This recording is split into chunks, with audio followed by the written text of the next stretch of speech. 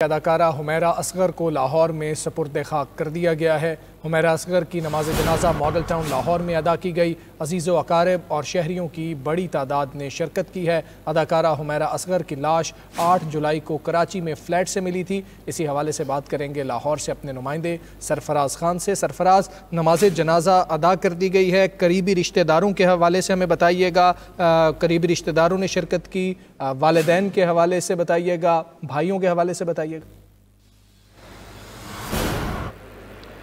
جی، جیسے آپ نے بتایا کہ 8 جولائی کو اداکارہ کی لاش جو ہے وہ کراچی کے ایک فلیٹ سے ملی، اور اس کے بعد سے جو تحقیقات کا دائرہ کار تھا وہ وسیع کیا گیا۔ جیسے ہی جو ہے وہ لاش تحویل میں لے کر اس کا جو ہے وہ پوسٹ مارٹم کیا گیا، اور تمام جو نمونے تھے وہ فرانزک لیب میں بھجوا دیے گئے ہیں۔ کراچی پولیس کے ساتھ بھی آج جب ہماری بات ہوئی تو ان کا یہ کہنا تھا کہ جو پوسٹ مارٹم کی ابتدائی تحقیقات ہیں اس کے مطابق پتہ یہ چل پایا ہے کہ لاش جو ہے وہ 6 سے 7 ماہ پرانی جو ہے وہ لگ رہی ہے، اور اس کے ساتھ ساتھ جو ان کے موبائل فون جو ہے وہ دیکھے گئے اور تمام تر CDRs دیکھی گئی، اس کے مطابق بھی تمام تر جو میسیجز تھے، جو کالز تھی، وہ اس سے ملی جلی نظر آتی ہیں۔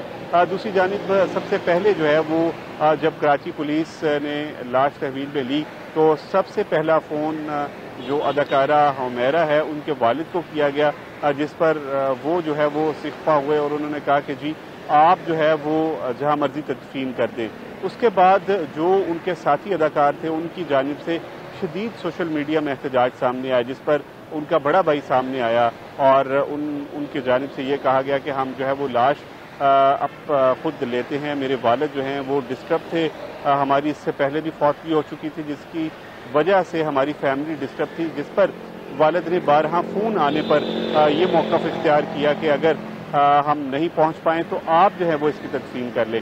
آج باقاعدہ طور پر کراچی پولیس کی جانب سے لاش جو ہے وہ حوالے کی گئی ہے ان کے بھائی کے، اور کل رات 12 بجے جو لاش حوالے کی گئی تھی، آج ان کا نماز جنازہ باقاعدہ طور پر کیو بلاک ماڈل ٹاؤن میں ادا کی گئی۔ ان کے رشتہ دار، احباب، ان کے جو قریبی جو شہری تھے، جو رہائش پذیر ہیں ان کے گھر کے گرد و نواح میں، ان کی جانب سے بھی شرکت کی گئی۔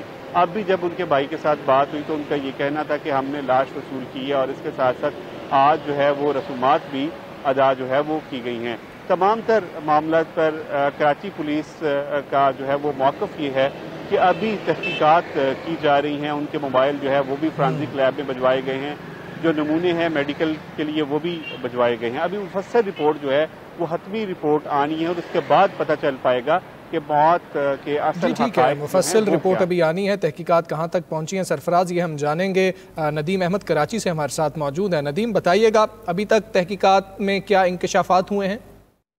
جی ہاں، تحقیقات میں اب گزشتہ 3 روز کے دوران جو ہے وہ حمیرہ کا پوسٹ مارٹم مکمل کر لیا گیا تھا، اور اس حوالے سے پوسٹ مارٹم کے اندر اب تک کے کوئی ان کی لاش کے اوپر تشدد کے نشانات یا ان کی کوئی ہڈی ٹوٹی ہوئے کے حوالے سے جو ہے وہ اس حوالے سے پوسٹ مارٹم میں تصدیق نہیں کی گئی۔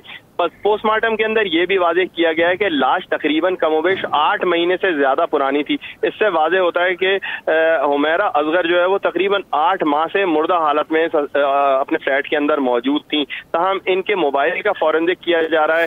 فلیٹ کے اندر سے جو شواہد ملے تھے انہیں پولیس کی جانب سے جو ہے وہ محفوظ کیا گیا ہے، ان کا فورنزک کیا جا رہا ہے۔ تو اس حوالے سے اب تک کے ایسے کوئی شواہد سامنے نہیں آئے کہ حمیرہ کو کسی کی جانب سے قتل کیا گیا ہو۔